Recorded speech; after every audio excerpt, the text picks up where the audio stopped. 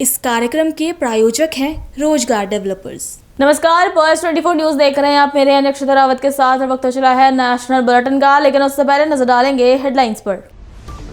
दिल्ली में भगवान बुद्ध से जुड़े पवित्र पिपरहवा अवशेषों की भव्य अंतर्राष्ट्रीय प्रदर्शनी का शुभारंभ प्रधानमंत्री नरेंद्र मोदी ने किया उद्घाटन। कहा, भारत न केवल भगवान बुद्ध की विरासत का संरक्षक है बल्कि उनकी परंपराओं का भी है वाहक।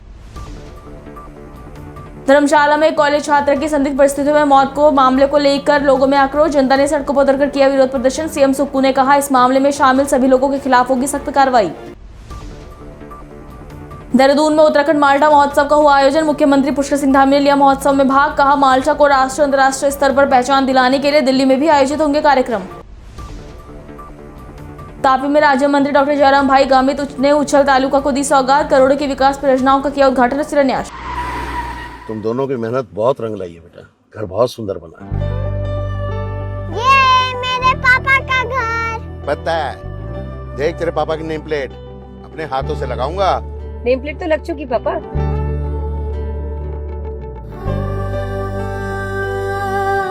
असल मेहनत तो आपने की है पापा, मुझे इस काबिल बनाने के लिए। वो जिंदगी भर किराए के मकान में रहे, लेकिन तो आज ये घर मेरा नहीं, ये है मेरे पापा का घर।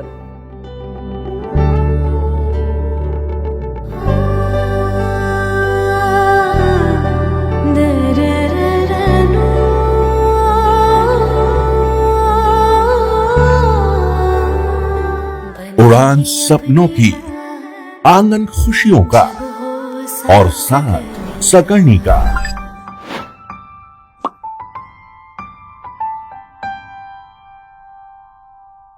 60 वर्षों से आपके साथ मनोरंजन और संस्कार का संगम, जाह्नवी मैगजीन।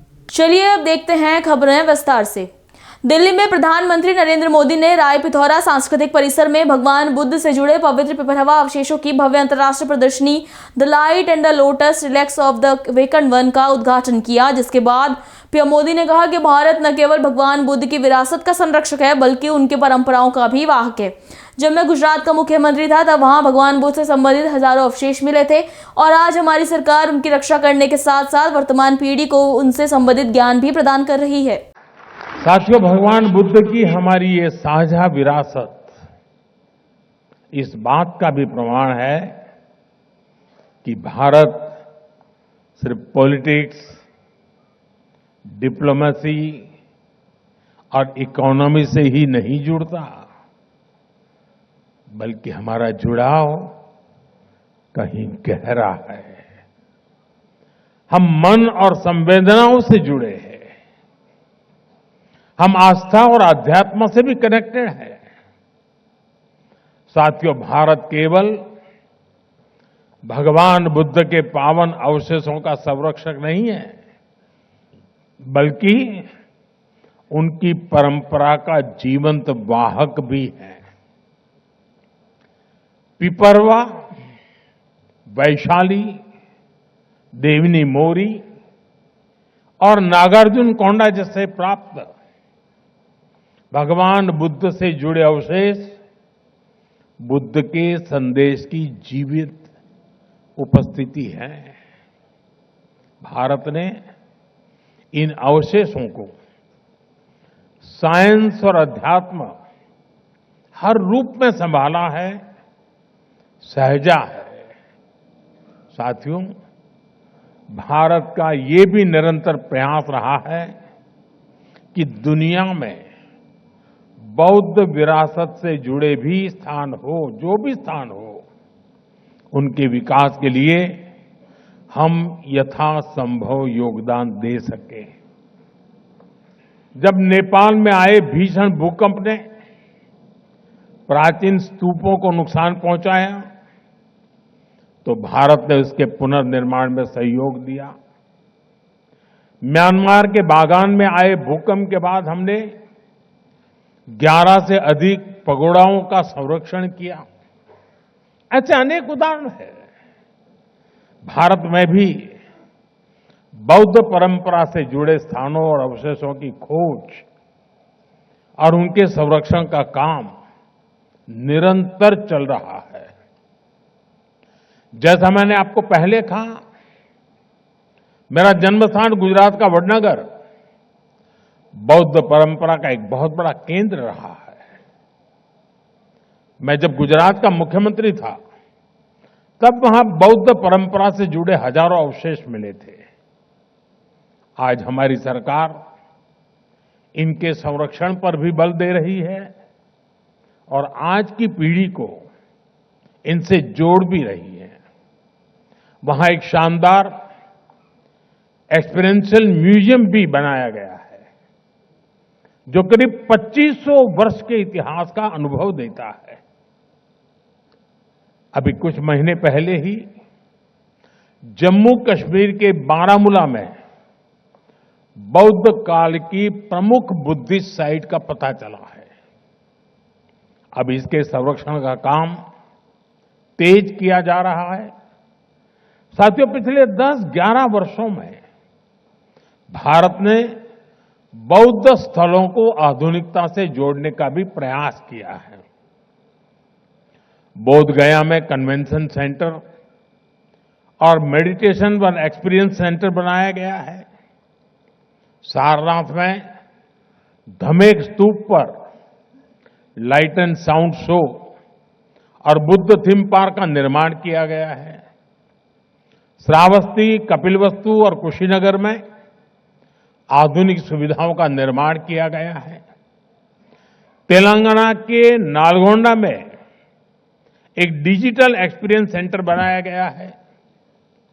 सांची, नागार्जुन सागर, अमरावती, इन सभी जगहों पर तीर्थयात्रियों के लिए नई सुविधाएं विकसित की गई हैं। आज देश में एक बौद्ध सर्किट बनाया जा रहा है ताकि भारत के सभी बौद्ध तीर्थ स्थलों की आपस में बेहतर कनेक्टिविटी हो और दुनिया भर के तीर्थयात्रियों को आस्था और आध्यात्म का एक बेहतरीन अनुभव मिल सके। साथियों, हमारा प्रयास है कि बौद्ध विरासत सहज रूप से आने वाली पीढ़ियों तक पहुंचे। वैश्विक बौद्ध शिखर सम्मेलन, वैशाख और आषाढ़ पूर्णिमा जैसे अंतर्राष्ट्रीय आयोजन के पीछे यही सोच है।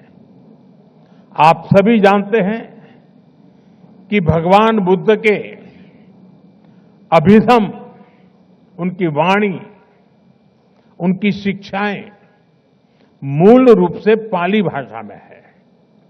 हमारा प्रयास है कि पाली भाषा सामान्य जन तक पहुंचे। इसके लिए पाली को क्लासिकल लैंग्वेज का दर्जा दिया गया है।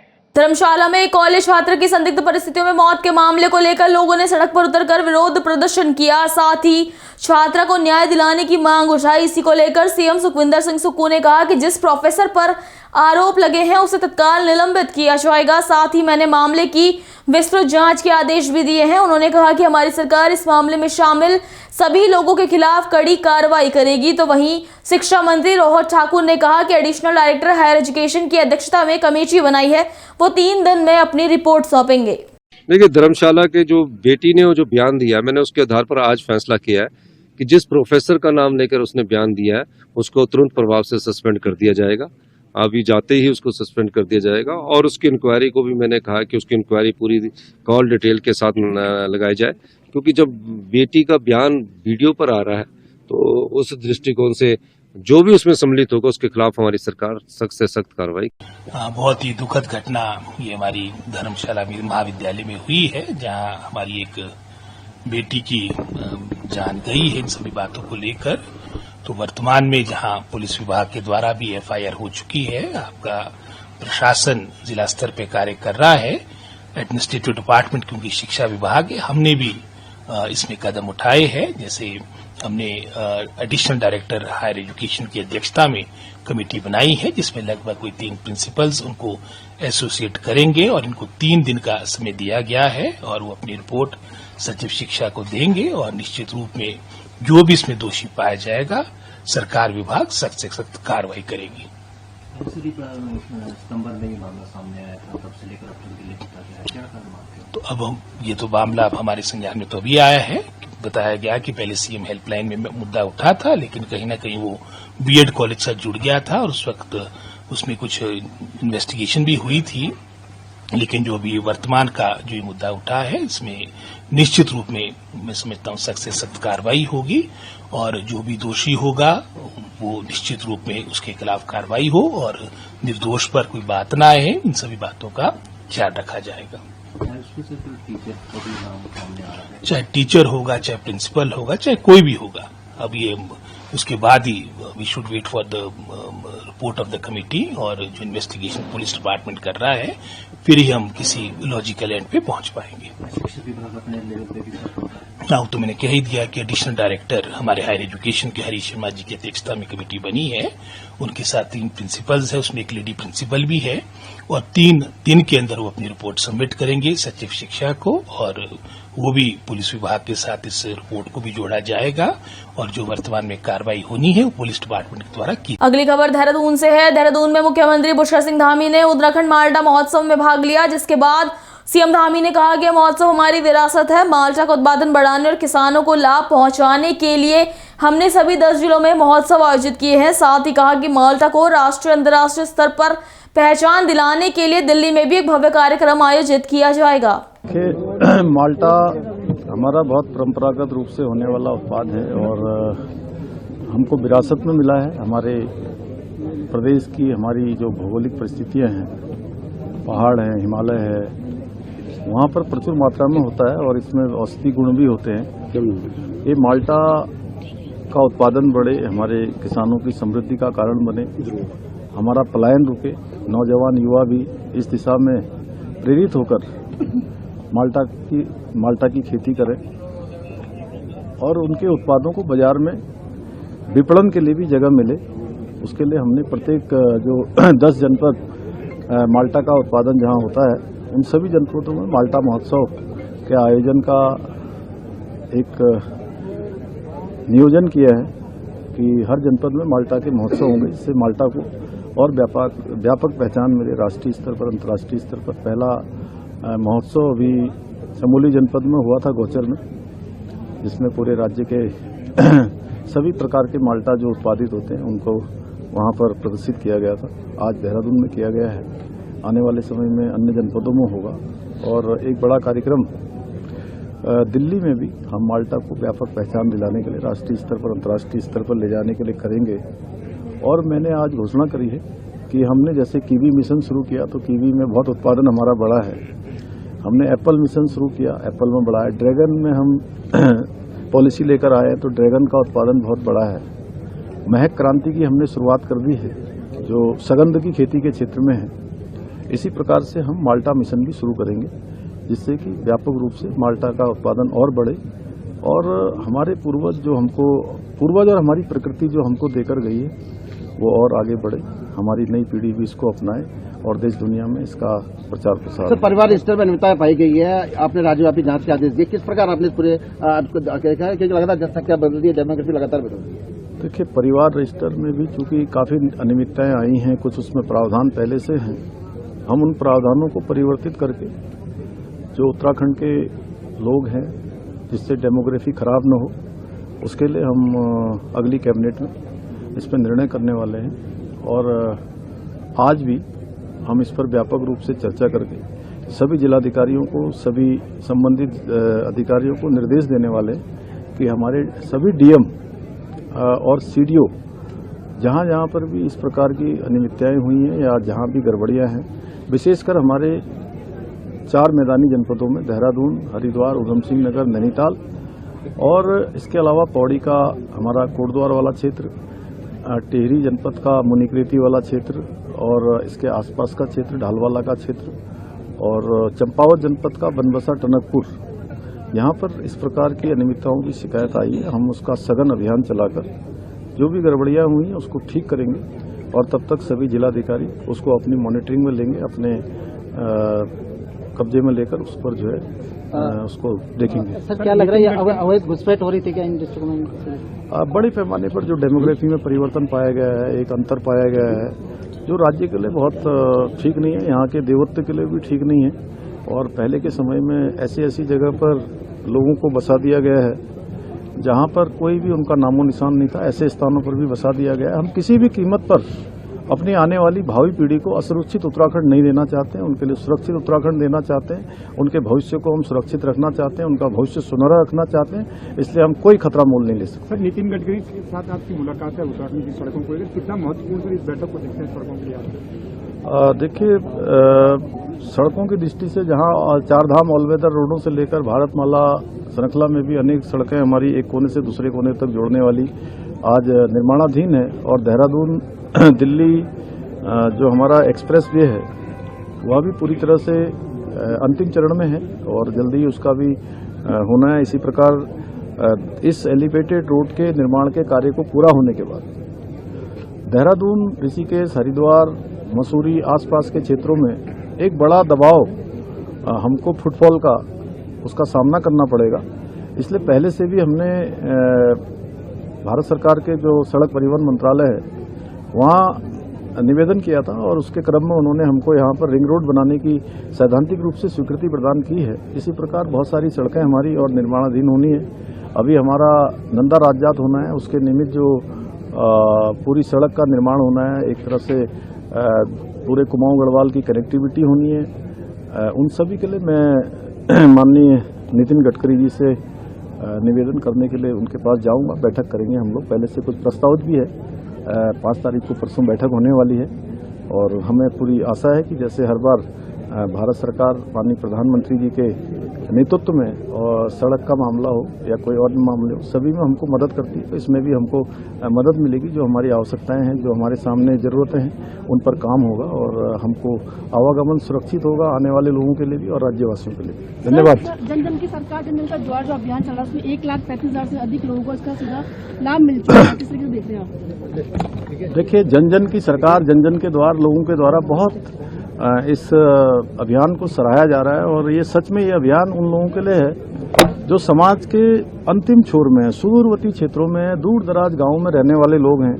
उन लोगों को लाभ पहुंचाने के लिए, जो विकलांग है, जिनका सर्टिफिकेट नहीं बन पाया है, जिनके पेंशन नहीं लग पाई है, अनेक जो भारत सरकार की और राज्य सरकार की लाभार्थी योजनाएं हैं, उन सभी औपचारिकताओं को पूरा करने के बाद भी उस श्रेणी में नहीं आए, उनके घर के पास जाकर सरकार के सभी विभाग, सभी प्रशासनिक विभाग काम कर रहे हैं, कैंप लगा रहे हैं, जिलाधिकारी उसका मॉनिटरिंग कर रहे हैं और मैं भी बीच बीच में सभी स्थानों पर जा रहा हूं। हमारे सभी आदरणीय मंत्रीगण भी और हमारे सांसदगण भी में प्रतिभाग करेंगे और जनता और जनप्रतिनिधिगण, विधायकगण और भी लोग, जो भी हमारे ग्राम प्रधान से लेकर बीडीसी मेंबर, जिला पंचायत, सभी लोग इस सहभागी बनकर, मेरा सबसे अनुरोध भी है कि उन्हीं के लिए, जनता के लिए ये शिविर लगाए जा रहे हैं, इस प्रकार के कैंपों का आयोजन किया जा रहा है, वो इन शिविरों में लोगों की सहायता करें, लोगों का जो काम है, लोगों की जो समस्याएं हैं उनके समाधान के लिए जरूर उनका सहयोग करें और अधिक से अधिक संख्या में इन शिविरों में भाग लेकर जो सरकार ने इन शिविरों का आयोजन किया है उसका लाभ अवश्य उठाएं, मैं सबसे अनुरोध करता हूं। धन्यवाद। तापी में राज्य मंत्री डॉक्टर जयराम भाई गामित ने उछल तालुका में 806 करोड़ रुपए की विकास परियोजनाओं का उद्घाटन किया, जिसमें शिक्षा में सुधार और बुनियादी सुविधाओं को मजबूत करने पर ध्यान केंद्रित किया गया। उन्होंने कहा कि राज्य सरकार ग्रामीण क्षेत्रों में सड़कों, शिक्षा और बुनियादी सुविधाओं को मजबूत करने के लिए प्रतिबद्ध है। उन्होंने आगे कहा कि बच्चे देश का भविष्य हैं, उन्हें सही वातावरण प्रदान करना हमारी प्राथमिकता है। नई कक्षाओं और विद्यालयों के निर्माण से ग्रामीण क्षेत्रों के छात्र बेहतर सुविधाओं के साथ अध्ययन कर सकेंगे। निजर विधानसभा उच्चल तालुका सवारथी खातमुहूर्तना અને લોકાર્પણના કાર્યક્રમો કરવામાં આવ્યા। એમાં ખાસ કરીને જે રસ્તાઓના કામ હતા એનું ખાતમુહૂર્ત કર્યું। ઉચ્છલ તાલુકાની જે અમારી સ્કૂલ બની ગઈ હતી એમનું લોકાર્પણ કરવામાં આવ્યું। આ કાર્યક્રમમાં જિલ્લા પંચાયતના પ્રમુખ અમારા દાનવસિંહભાઈ વસાવા, તાલુકા પંચાયતના પ્રમુખ મંજુલાબેન વળવી, ન્યાય સમિતિના જિલ્લા પંચાયતના અધ્યક્ષ મસુદાબેન, हमारा जिला महामंत्री सुहाग भाई, प्रमुख अमृत भाई, हमारा आगेवानों ने सरपंच विपिन भाई, संगठन तमाम होद्देदारों, तमाम सरपंचश्रीओ अने सरकारी विभागना कर्मचारीओ पण उपस्थित रह्या अने आ खातमुहूर्त अने लोकार्पणना जे कार्यक्रमो करवामां एनी रकम 8 करोड़ અને 6 લાખ જેટલી માત્ર રકમના કામો લોકાર્પણ કરવામાં આવ્યા। આ જે રોડ રસ્તા બનશે એમાં આગામી દિવસોમાં લોકોને ખૂબ ઉપયોગી બનશે અને જે સ્કૂલના લોકાર્પણ કરવામાં આવ્યા એ પણ આવતીકાલથી જ વિદ્યાર્થીઓ એ સ્કૂલના ઓરડામાં બેસીને શિક્ષણ લેશે। भिलवाड़ा पुलिस ने मांडलगढ़ विधानसभा क्षेत्र के बडलियास में अवैध बजरी खनन परिवहन के खिलाफ एक अनोखा ऑपरेशन चलाया। पुलिस टीम ने पुष्पा मूवी के स्टाइल में बजरी से भरे ट्रैक्टर की ट्रॉली में लेटकर और छिपकर माफियाओं के ठिकाने तक पहुंची और घेराबंदी कर ली। अचानक हुई इस कार्रवाई से माफियाओं में हड़कंप मच गया। पुलिस ने मौके से अवैध बजरी परिवहन करते हुए 5 ट्रैक्टरों को जब्त कर लिया। पूरी कार्रवाई इतनी गोपनीय थी कि माफियाओं को संभलने तक का मौका नहीं मिल पाया। जो अवैध खनन के रोकथाम के लिए अभियान चलाया जा रहा है, उसी क्रम में माननीय पुलिस अधीक्षक महोदय द्वारा अवैध बजरी खनन के लिए भीलवाड़ा में भी अभियान चलाया जा रहा है। तो उसमें सूचना मिली थी कि बडलियास थाना क्षेत्र में अवैध खनन हो रहा है। तो मौके पे टीम गई थी, वहाँ पे उन्होंने 5 ट्रैक्टर खनन करते हुए मौके पे पकड़े थे और 5 लोगों को गिरफ्तार करके वहाँ पे मुकदमा दर्ज किया था। इसमें चूँकि ये देखा गया है कि ज़्यादातर इनका जो सूचना तंत्र है बजरी माफियाओं का बहुत मजबूत रहता है, तो जगह जगह लोकेशन पता चल जाती। तो इसमें अलग तरीके से कार्रवाई की गई थी। जो टीम थी वो उन्होंने ट्रैक्टर का ही इस्तेमाल किया था, तो उसी में वो लेट के गए थे ताकि ये कार्रवाई अच्छे से अंजाम दी जा सके। लगातार कार्रवाई जारी रहेगी सर? हाँ, ये लगातार कार्रवाई जारी रहेगी। अभी अभियान भी चल रहा है और अभियान के अलावा भी पुलिस निरंतर रूप से कार्य करते हुए अवैध बजरी पर रोकथाम के लिए कार्रवाई करती है। हुबली में आर.एन. शेट्टी रोड पर एक इलेक्ट्रिकल अप्लायंस की दुकान में बिजली की खराबी से आग लग गई। इतना ही नहीं, बिजली की वजह से आग लगने के बाद लोकल पुलिस डिपार्टमेंट और फायर स्टेशन में भी आग लगने से हड़कंप मच गया। सूचना मिलते ही मौके पर पहुंची फायर ब्रिगेड ने कड़ी मशक्कत के बाद आग पर काबू पाया। आपको बता दें कि आग लगने से करीब 17 लाख रुपए के सामान जलकर खाक हो गया। अभी के लिए इतना ही। खबरों के लिए बने रहिए पर्सन 24 न्यूज के साथ। नमस्कार। तुम दोनों की मेहनत बहुत रंग लाई है बेटा, घर बहुत सुंदर बना है। ये मेरे पापा का घर। पता है, देख तेरे पापा की नेम प्लेट अपने हाथों से लगाऊंगा। नेम प्लेट तो लग चुकी पापा।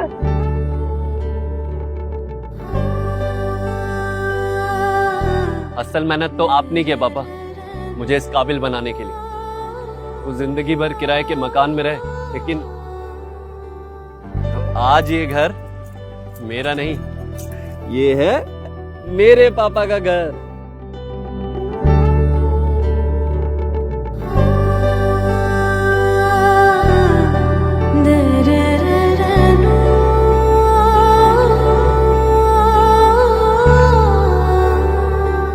उड़ान सपनों की, आंगन खुशियों का और साथ सकर्णी का।